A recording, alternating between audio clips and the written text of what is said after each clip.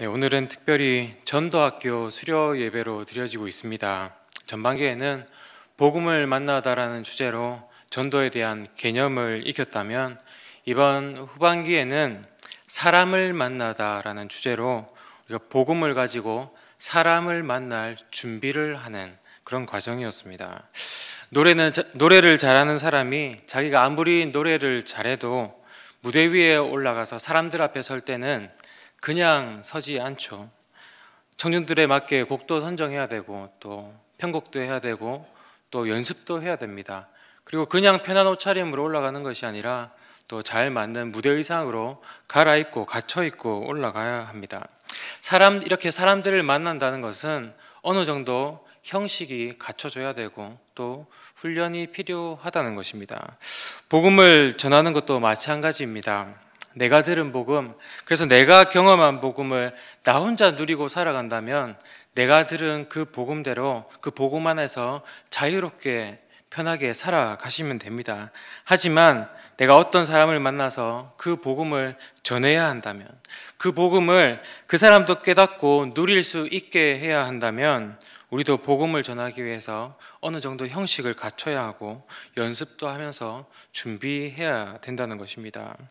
그 훈련의 내용들이 이번 전도학교의 과정이었습니다.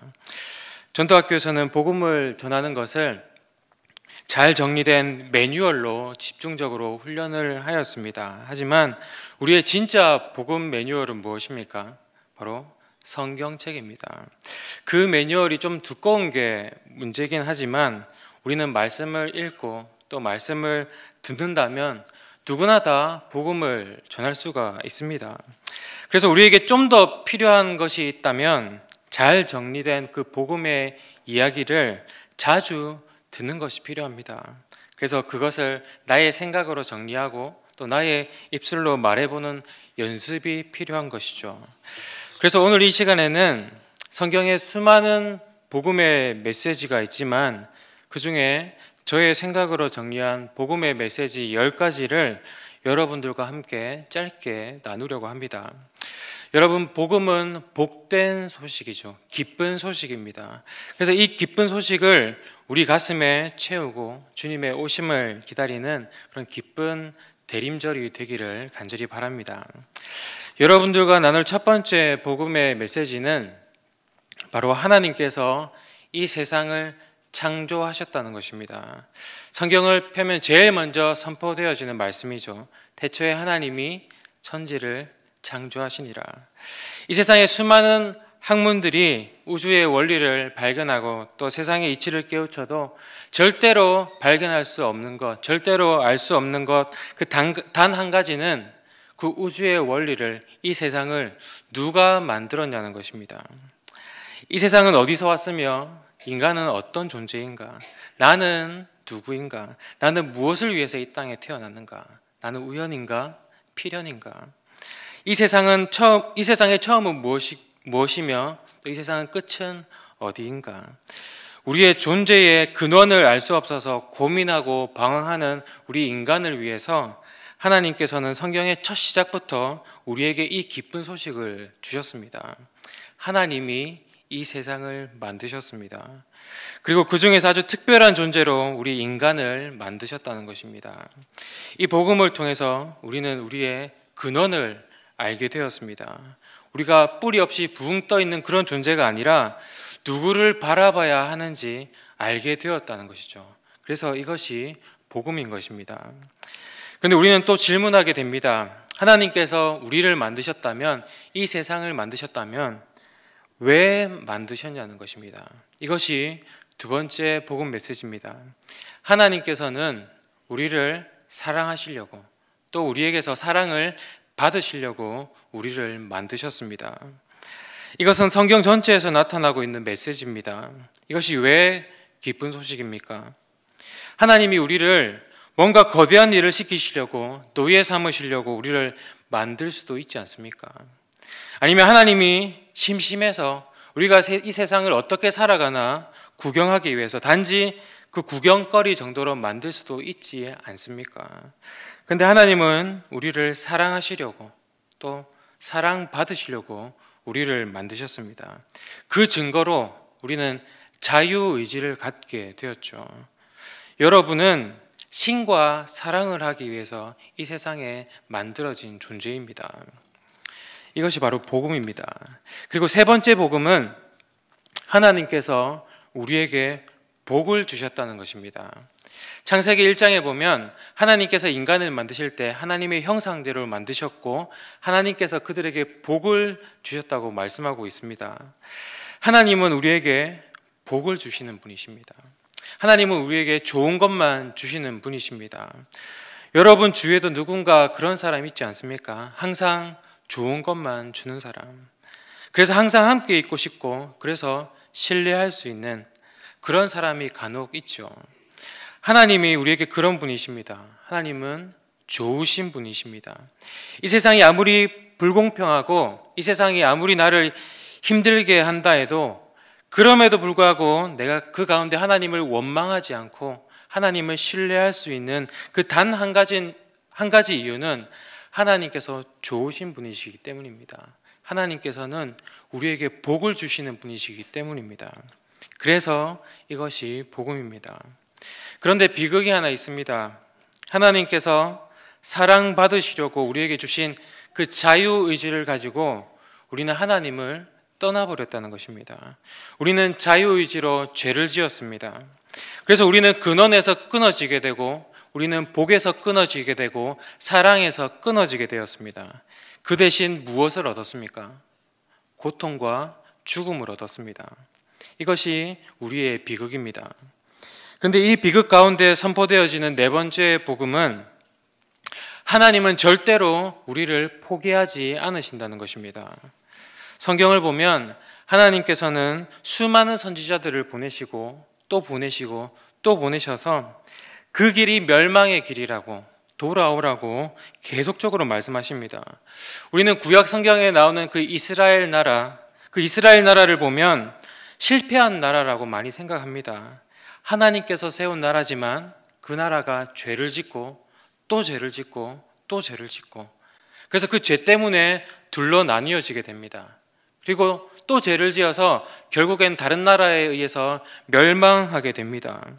그래서 그 나라를 보면 정말 하나님의 세운 나라, 대단한 나라라고 보기보다는 굉장히 비참하고 초라한 나라로 보여집니다. 하지만 그 나라를 통해서 하나님의 복음이 지금 이 순간까지 분명하게 전해지고 있다는 것은 그들이 잘하고 못하고에 달린 것이 아니라 하나님께서 그들을 절대로 포기하지 않으셨기 때문입니다. 그렇기 때문에 하나님은 여러분들 역시 절대로 포기하지 않으실 것입니다. 그래서 그것을 증명하기 위해서 하나님께서는 독생자 예수 그리스도를 이 땅에 보내셨습니다. 우리 방금 읽은 요한복음 3장 16절 말씀 다시 한번 읽도록 하겠습니다. 하나님께서 세상을 이처럼 사랑하사 독생자를 주셨으니 이는 그를 믿는 자마다 멸망하지 않고 영생을 얻게 하려 하심이라. 아멘.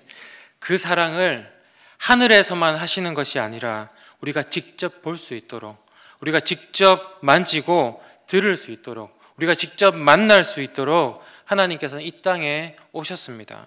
이것이 다섯 번째 복음입니다. 그리고 예수님이 이 땅에 오셔서 우리를 위해서 무엇을 하셨습니까? 십자가 희생으로 우리를 구원하셨습니다. 우리가 치러야 하는 그 죄의 값을 십자가에서 홀로 감당하셨습니다. 우리가 받아야 하는 그 하나님의 진노를 그 십자가 위에서 홀로 다 받으셨습니다. 이로써 우리를 올가매고 있던 그 죄의 사슬을 끊어주셨죠. 죄에서 자유케 하신 것입니다. 이것이 여섯 번째 복음입니다. 그리고 일곱 번째 복음은 우리의 죄를 사해 주신 것에서 끝난 것이 아니라 우리를 의인이 되게 하시려고 그 죽음에서 부활하셨습니다. 예수님의 부활 사건은 예수가 하나님의 아들이라는 것을 하나님께서 선포하신 사건입니다. 십자가 사건은 예수님이 죄인임을 공표하는 사건이고 부활 사건은 예수님이 의인이라는 것을 선포하는 것입니다. 그리고 예수 그리스도뿐만 아니라 그 예수님을 따르는 모든 이들도 역시 옳은 길을 가는 의인임을 나타내 주는 것입니다. 그렇기 때문에 여러분들은 옳은 길을 가고 계신 것입니다. 그렇기 때문에 여러분들은 의인인 것입니다. 그래서 예수님의 부활은 우리에게 복음이 되는 것입니다. 그리고 8번째 복음은 하나님께서 우리를 부르셨다는 것입니다. 하나님께서는 우리들을 단지 피조물로만 삼으신 것이 아니라 우리를 파트너로 삼으셨다는 것입니다. 이 세상을 창조하시고 역사를 만들어 가시고 우리를 구원하시는 그 놀라운 계획에 우리를 부르셔서 또 우리를 통해서 그 일을 이루어 가신다는 것입니다. 이것이 얼마나 놀라운 일인지 모릅니다. 우리에게 성령을 주셔서 그분이 우리와 함께 기뻐하시고 또 우리와 함께 아파하시고 또 하나님의 비밀을 알려주시고 그 하나님의 마음을 나누어 주십니다. 그리고 신이신 그분이 우리에게 고마워하십니다.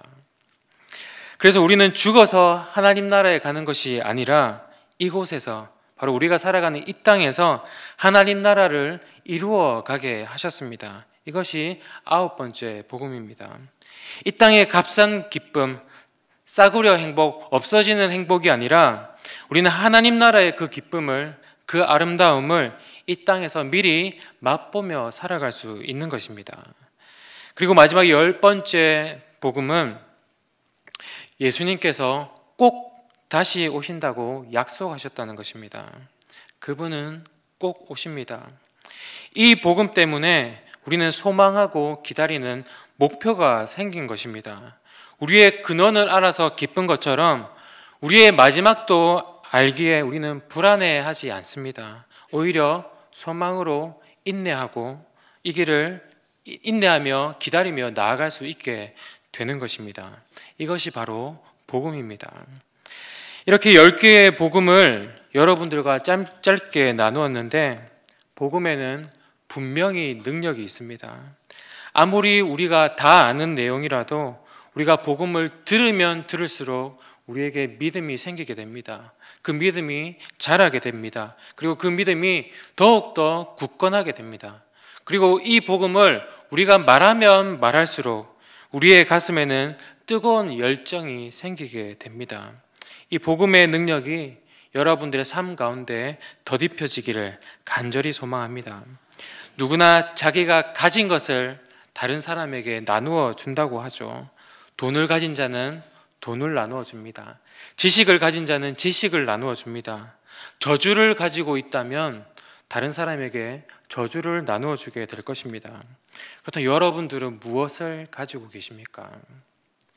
복음을 가진 자가 되시기를 간절히 바랍니다. 그래서 세상에서 가장 값진 이 복음을 가지고 가난한 자들에게, 마음이 상한 자들에게 그것을 나누며 살아가는 저와 여러분들이 되기를 간절히 바랍니다. 기도하겠습니다. 하나님 아버지, 우리를 이처럼 사랑하셔서 독생자 예수 그리스도를 이 땅에 보내주시고 또 그를 믿는 믿음을 주셔서 영생을 선물로 주시니 감사합니다. 이 대림절 기간 동안 복음의 능력으로 우리의 영을 깨워주시고 또 복음으로 우리의 가슴을 채워주시고 복음으로 변화되게 하여 주시옵소서. 그리하여서 복음을 소유한 교회, 복음을 나누는 교회로 귀양 성탄절을 맞이하는, 예수 그리스도를 맞이하는 하나님의 거룩한 신부되는 교회가 되게 하여 주시옵소서. 예수님 이름으로 기도드립니다. 아멘.